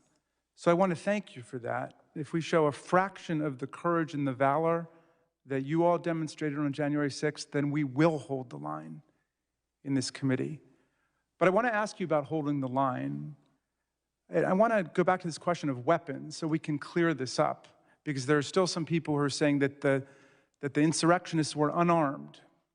And I wonder what your reaction is to that, because we've heard about, well, first of all, rampant baseball bats, lead pipes, Confederate battle flags, and so on. And what about the question of firearms? So what is your reaction generally to this proposition that they weren't armed? First and foremost, I would say that the implements that you just described are most certainly weapons. With regards to firearms, I know that in the days immediately before the January 6th insurrection and January 6th itself, firearms were recovered by law enforcement from individuals in Washington, D.C., who were believed to have been participants, or at least those who were planning to participate in the January 6th insurrection. And yes, those were firearms, handguns, and such. But forgive me for these questions, but I've got to ask you, apparently in some nether regions of the internet, it's being said that you, Officer Fanone, maybe were mistaken for Antifa, and that's why you were nearly beaten to death that day and carried in the crowd. Is there any way you think you were mistaken for Antifa? Well, I was in full uniform. I was, like I said, wearing my uniform shirt adorned with the Metropolitan Police Department's patch. I had my badge on until somebody ripped it off my chest. I do not believe I was mistaken for a member of Antifa. You mentioned in your testimony that there's some people who would prefer that all of this go away, that we not have an investigation. Let's let bygones be bygones. But you seem pretty determined to get the country to focus on this. Why is that so important to you? Well, first and foremost, because of the actions of officers who responded there that day, specifically from my department, but also from the U.S. Capitol Police and some of the surrounding jurisdictions. You know, downplaying the events of that day is also downplaying those officers' response. And like Sergeant Gannell said, some of the officers, part of the healing process from recovering from the traumatic events of that day is having the nation accept the fact that that day happened. Some people are saying that, that as public servants, you all should not be speaking out, that cops, firefighters, teachers should just serve the public but should not speak out as citizens. What do you think about that, Officer Fanone? Well, I disagree. I've been outspoken throughout my career, never to this magnitude. As an undercover officer and a narcotics officer, I've preferred obscurity in the public eye. However, this event is something that we have not experienced in our lifetimes. Officer Hodges, I read your testimony carefully. I hope every American reads your testimony. But I noted that you referred to terrorists or terrorism 15 different times to describe the people who were assaulting officers, dragging them through the crowd, stealing their weapons, smashing them over the head, gouging eyes, and so on. However, some of our colleagues have been calling the violent insurrectionists not terrorists, but tourists. Why do you call the attackers terrorists, and what do you think about our colleagues who think we should call them tourists?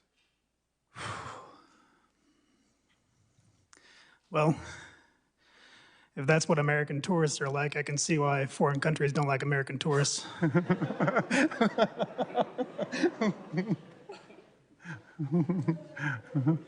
But I can see why someone would take issue with the title of terrorist. It's gained a lot of notoriety in our vocabulary in the past few decades. And we like to believe that, no, that couldn't happen here. No domestic terrorism, no homegrown threats. But I came prepared. U.S. Code, Title 18, Part 1, Chapter 113, B as in Brown, Section 2331. The term domestic terrorism means activities that involve acts dangerous to human life that are a violation of the criminal laws of the United States or of any state, and B, appear to be intended to intimidate or coerce a civilian population, or to influence the policy of a government by intimidation or coercion, or to affect the conduct of a government by mass destruction, assassination, or kidnapping, and occur primarily within the territorial jurisdiction of the United States. Well, thank you for that. And I had one final question for Sergeant Gannell, but it looks like my time is up, so I'll yield back to you. Chair will give the gentleman opportunity to ask his Thank you for question. your indulgence, Mr. Chairman. Are there questions, Sergeant Gannell, that you hope we can answer as a committee about the causes of the attack, the nature of the attack, and what happened in the weeks prior to January 6th as we develop our work plan moving forward? I think, in my opinion, we do need to get to the bottom of it. Who incited, who brought those people here, why the people were made to believe that the process was rigged along those lines. But going back to what Hodges says, I had, in my 15 years of service, I had given thousands of, I had given tour to thousands of people at the Capitol as an officer, as a sergeant, and even in plain clothes uniform. At no point in time did I ever got attacked.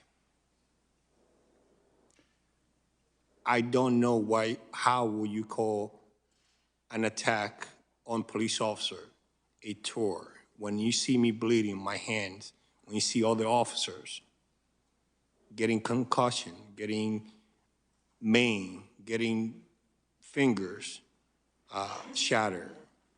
I got gouged. It's undescribable. You're defending the undefensible. And it demoralized not just the rank and file, but the future recruits that we are trying to get. So what do you think people considering becoming law enforcement officers think when they see elected leaders downplaying this? You know, why would I risk my life for them when they don't even care? They don't care what happened to the public. They don't care what happened to the officers. All they care is their job, their position. If they don't have the courage to put their job on the line because they want to feed some lies or not to feed somebody's ego or like for a tweet, that's not putting the country first. We are willing to risk our life, but at least make it worth it. We are trying, we do that regardless, whether you are Republican, Democrat, Independent. We don't care. When there's a call, radio call, or dispatch sends a call, we don't ask, hey, by the way, before I treat you, before I take care of you, are you a Republican or Democrat or Independent? We don't. We just respond. And normally, and under any other circumstances, we just stay shut. We don't talk about politics. We don't talk about what happened to us. But this is bigger than that. You downplaying an event that happened to the country itself, to democracy, to the rule of law. You're talking about people who claim that they are pro-law enforcement, pro-police, pro-law and order. And then yet, when they have the chance and the opportunity to do something about it, to hold people accountable, you don't. You pass the bucket like nothing happened. And it's so devastating for recruiting. Yes, we need bodies right now, but this makes it harder, especially when you're trying to attract the talent that we need, people who are willing to risk their lives to protect you guys. Well, thank you very much, Sergeant Cannell. And Mr. Chairman, you know, the question was asked by Officer Dunn, is this America? I think these gentlemen embody the spirit of America, and we must do justice to their sacrifice in the work of our committee. I yield back. No question about it. Chair recognizes the gentlelady from Virginia, Ms. Luria. Thank you, Mr. Chair. And I want to say to the four officers here today that I'm grateful for your service, for you sharing your stories, for your willingness to speak to the members of this committee and to the American people about the horrific things that you experienced on January 6th, truly experienced in defense of our democracy. Sergeant Cannell, we talked earlier and you mentioned the many times that you took the oath, both to become a naturalized citizen, to join the Army, to serve as an officer of the Capitol Police Force. And Officer Hodges, you mentioned as well, as a National Guardsman and as a police officer. And, you know, myself, something I can't share with you, the horrific experiences that you had that day. But all of us having taken that oath, and I took it when I was 17 and joined the Navy in over 2 decades, you know, Sergeant Gannell, when you mentioned and compared this earlier to the experiences that you had in Iraq, that in a war zone, you didn't feel like you felt that day. Can you share that with us in a little more detail, what was going through your head, your thoughts about what you had experienced defending our nation on foreign soil and then being here in the heart of our nation in our capital and being assaulted the way that you were?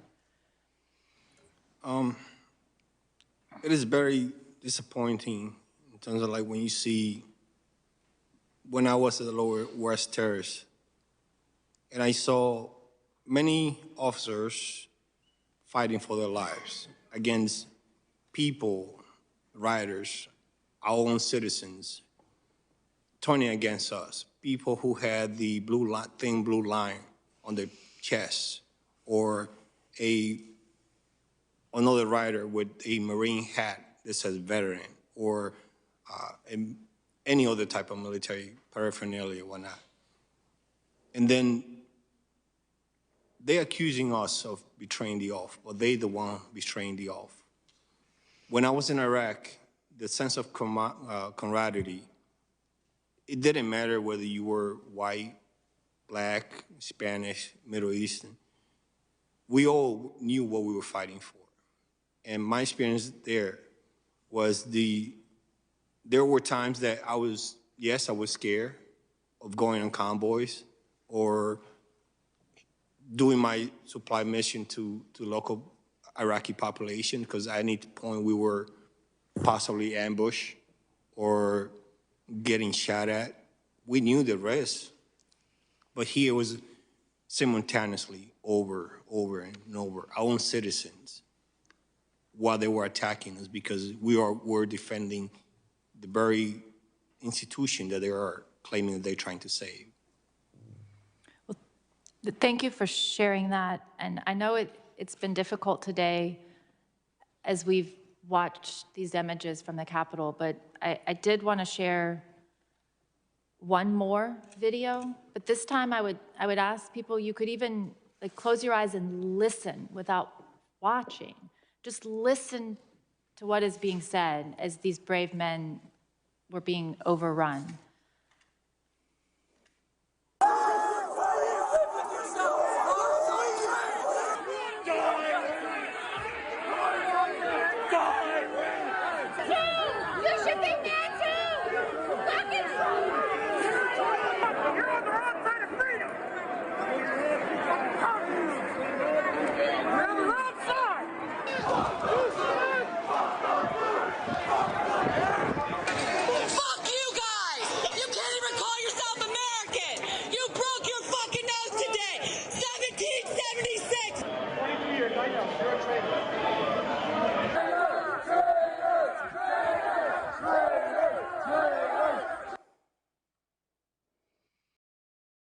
So, Officer Fanone, I wanted to turn to you. And when you hear the rioters chanting things in this video, things like, F the blue, you can't even call yourself an American, you're on the wrong side of freedom, can you share how that makes you feel?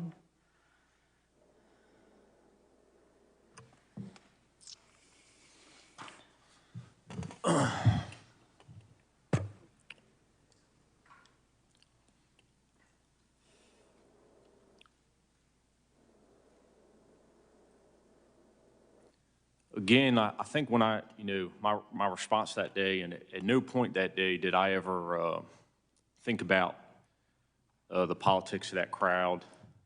Even the things that were being said did not resonate in the midst of that chaos.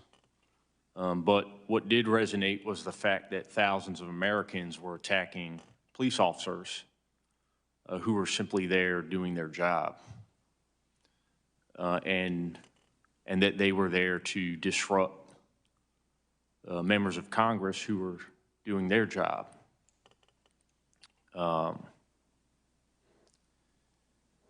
You know, in retrospect now, thinking about those events, the things that were said, it's disgraceful that members of our government, I believe, were responsible for inciting that behavior and then continue to propagate those statements. Things like, you know, this was 1776, or that police officers who fought risked their lives, and some who gave theirs were redcoats and traitors. To me, those individuals are, you know, representative of the worst that America has to offer.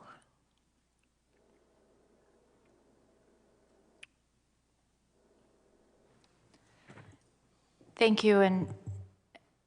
And thinking about the events that happened on January 6th and thinking about what led up to that day, I was reminded of a quote that I frequently heard used from Hemingway that asks, you know, how do these things happen? How do things like this happen? And that quote, it's very short. It just says, gradually and then suddenly. And I think that our founders understood that our republic was very fragile and it would be tested. And it was tested here on January 6th.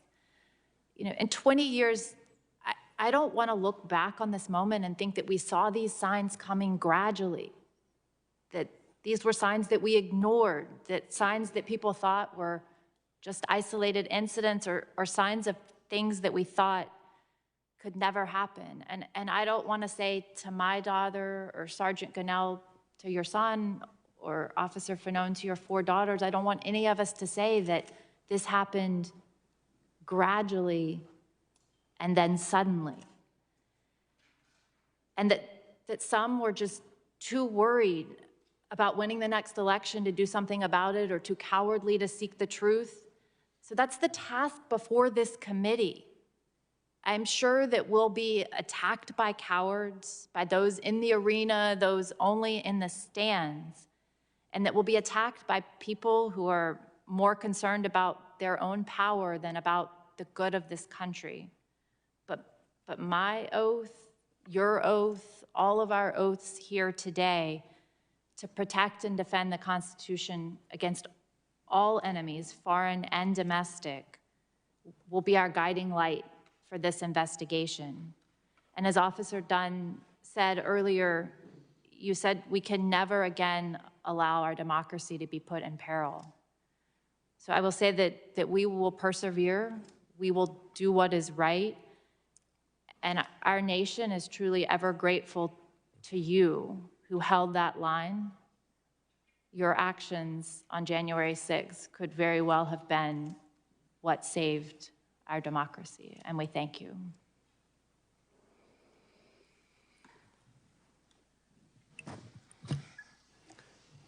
Gentlelady yields Mr. back. Chair, I yield back. Thank you. The gentleman from Maryland asked a question in terms of what you would expect this committee to do in our body of work. The Sergeant Gunnell responded, but we didn't give the other 3 members an opportunity to kind of tell us, based on the last 202 days of your life, what would you task this committee in its body of work? What would you like to see us do? Officer Fanone, I'll start with you. Yes, sir. So while I understand that there have been investigations into the events of January 6th, my understanding is that those have addressed some of the micro level concerns, that being the immediate security of the Capitol building itself, also the forced mobilization of officers that day, planning and preparation, and training and equipment concerns. A lot of, the events of January 6th and the days preceding, I guess it's interesting, and from a law enforcement perspective, as a police officer, a lot of these events happen in plain sight. We had violent political rhetoric.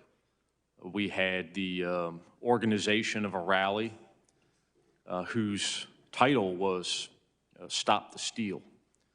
And that rally occurred on January 6th, which I don't believe was a coincidence that on January 6th, members of Congress, you here in the room today, were charged with tallying the electoral votes and certifying the election of our president. And in the academy, we learn about time, place, and circumstance in investigating potential crimes and those who may have committed them. And so the time, the place, and the circumstances of that rally, that rhetoric, and those events, to me, leads in the direction of our president and other members, not only of Congress and the Senate, but that is what I am looking for, is an investigation into those actions and activities which may have resulted in the events of January 6th, and also whether or not there was collaboration between those members, their staff, and these terrorists. Thank you very much. Officer Hodges. I think Fanone hit the nail on the head there. As patrol officers, we can only, deal with the crimes that happen on the streets, the misdemeanors, and occasionally the violent felonies. But you guys are the only ones we've got to deal with crimes that occur above us. I need you guys to address if anyone in power had a role in this. If anyone in power coordinated or aided or abetted or tried to downplay, tried to prevent the investigation of this terrorist attack, because we can't do it. We're not allowed to.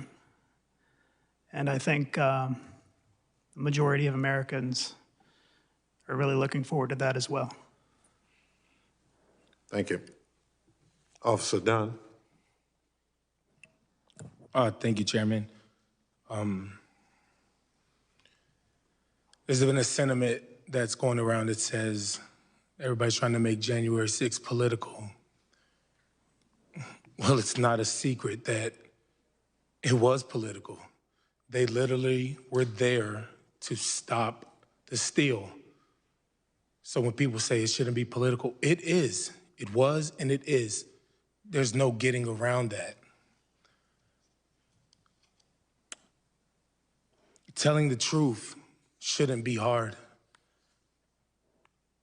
Fighting on January 6th, that was hard. Showing up January 7th, that was hard. The 8th, the 9th, the 10th, all the way till today, that was hard.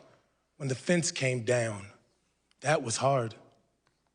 We lost a layer of protection that we had, and the fence came down and still nothing has changed. Everything is different, but nothing has changed. Liz Cheney and Adam Kinzinger are being lauded as courageous heroes. And while I agree with that notion, why? Because they told the truth? Why is telling the truth hard? I guess in this America, it is. Us 4 officers, we would do January 6th all over again. We wouldn't stay home because we knew it was going to happen. We would show up. That's courageous. That's heroic. So what I ask from you all is to get to the bottom of what happened. And that includes, like, I echo the sentiments of all of the other officers sitting here. I use an analogy to describe what I want as a hitman. If a hitman is hired and he kills somebody, the hitman goes to jail. But not only does the hitman go to jail, but the person who hired them does. There was an attack carried out on January 6th, and a hitman sent them. I want you to get to the bottom of that. So, thank you. Well, thank you. Very powerful comments, by the way. Chairman Thompson? Yes. If I may add, I also would like to for you guys to give us the tools, or at least the things we need to succeed, to continue to protecting you guys. I think that's essential for you guys to provide us what we need in terms of like financially. I don't know, I'm not part of the innuendo about how that process works, but perhaps fortifying the Capitol, that will help. I know we were literally desperate.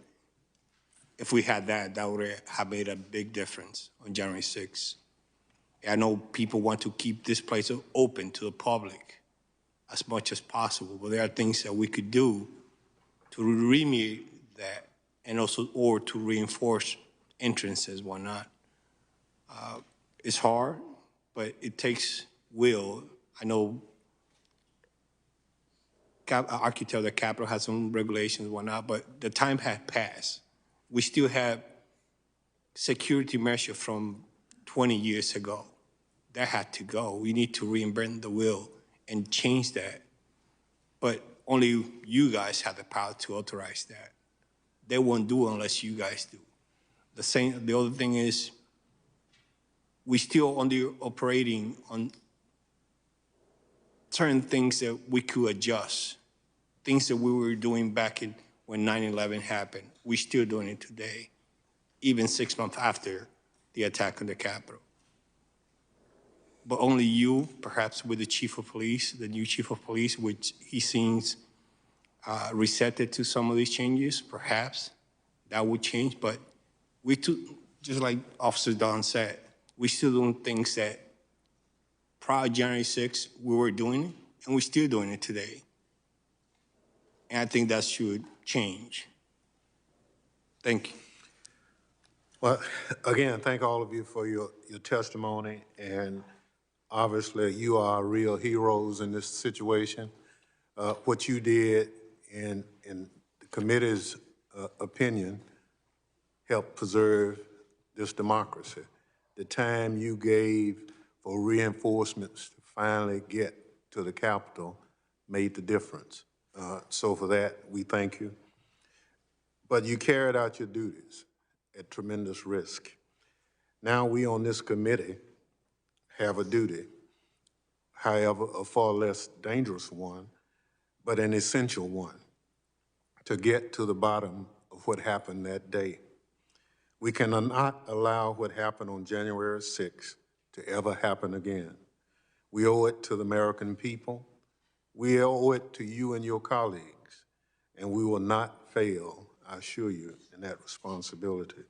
Thank you again to our witnesses, as well as our distinguished colleagues of the committee. Any closing remarks?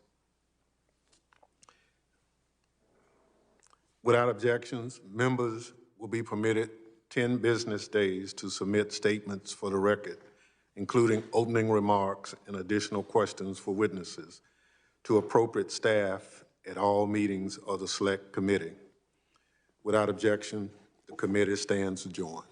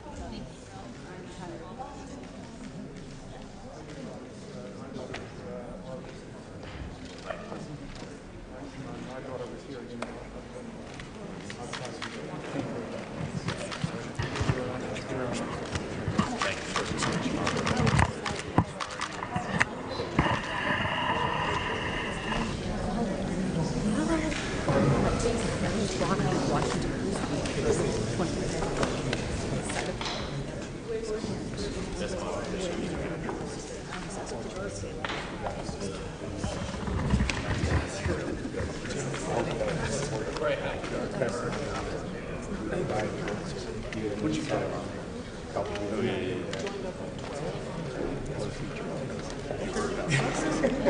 good service.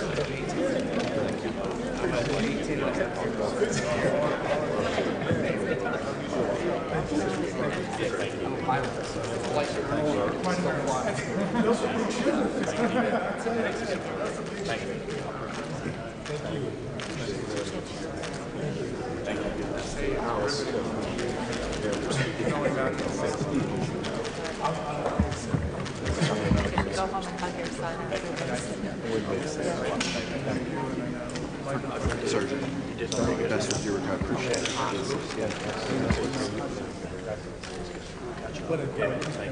Hey, man, sorry.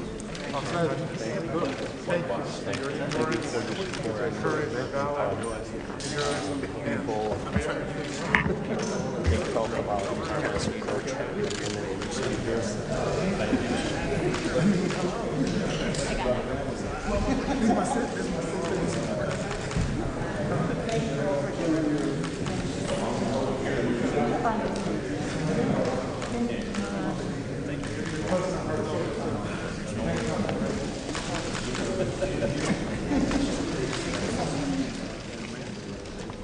Thank you for yours. How are you? Thank you very much. Thank you. Thank you. Thank you. Chairman. Thank you. Thank you. Thank you for your support and everything that we here. If you need me to do anything else. So if you think of anything else we ought to be doing, any area we ought to be following, please get it to me. Now, part of what we've done is, we've pretty much done all we can to the House and Senate got to take action on fortifying the building and all of that. Now there's some structural changes within the Capitol. Thank you, man. It's a cumbersome. But I mean, like fortifying doors. We still have the same type of mechanism in place. Well, see, we put the money. We already done the special out on the House side. The Senate. But then we have people who are here to downplay this. That it didn't happen. Well, yes, ma'am. We hope that this is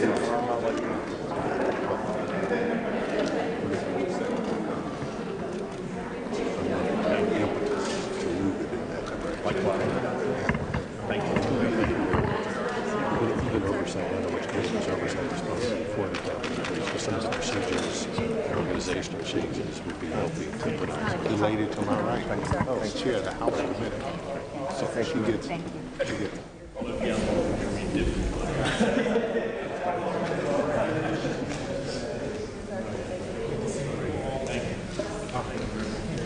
Good to see you, brother.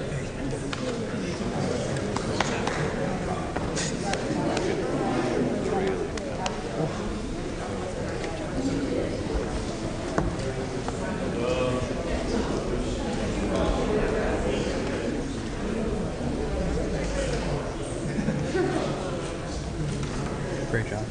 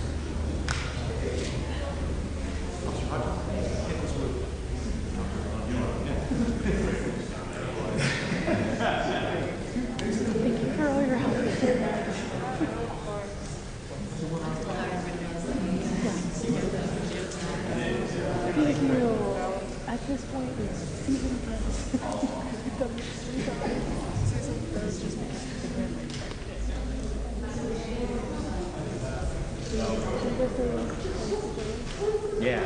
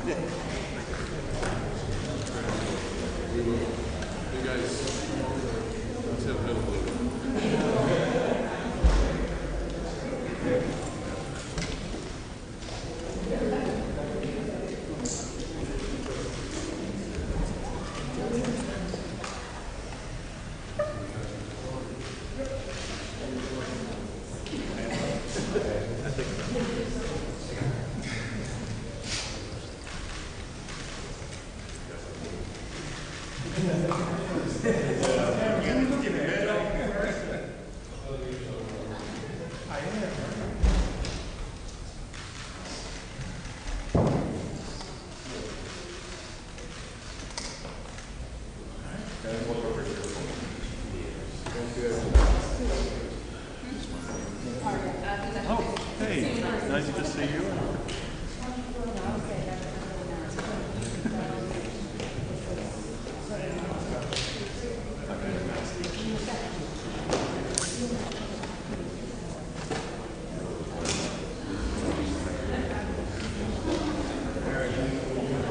Thank you. Right.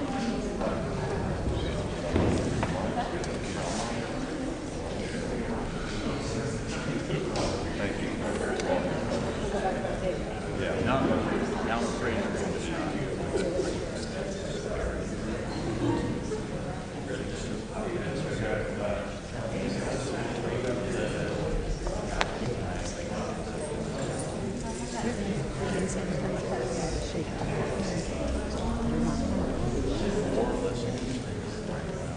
I usually, but I switched that.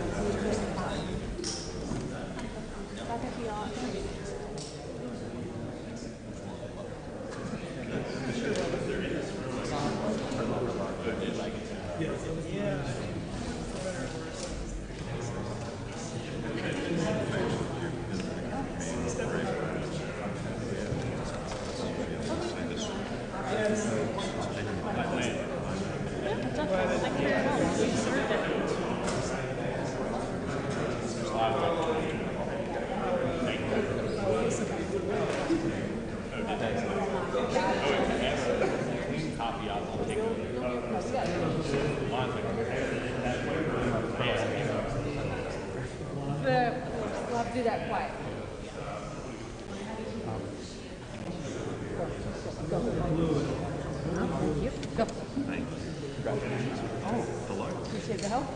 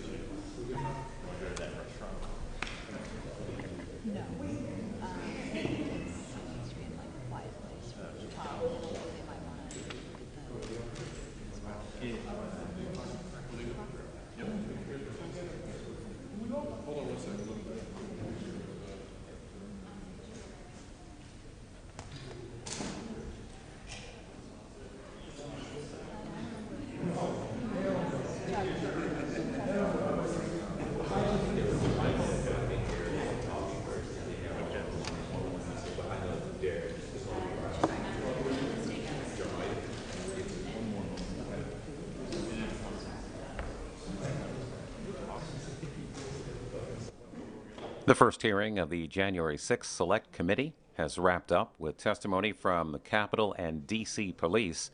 You can watch this hearing on the attack on the U.S. Capitol in its entirety tonight at 8 Eastern on C-SPAN 2, or watch it online at cspan.org.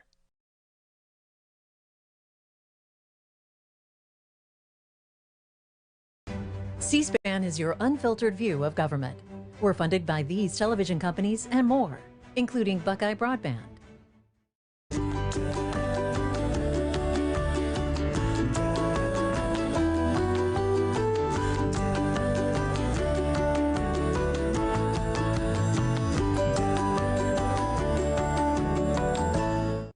Buckeye Broadband supports C-SPAN as a public service, along with these other television providers, giving you a front row seat to democracy.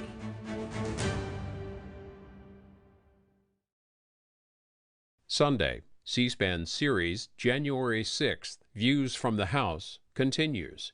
3 more members of Congress share stories of what they saw, heard, and experienced that day, including Representative Rodney Davis of Illinois, who served as a teller for the electoral vote count on that day. There were a lot of freshmen there that I'd gotten to know during orientation that this was their first real experience as a member of Congress. And we were kind of watching them and talking to my fellow colleagues about what we could do to try and stop this.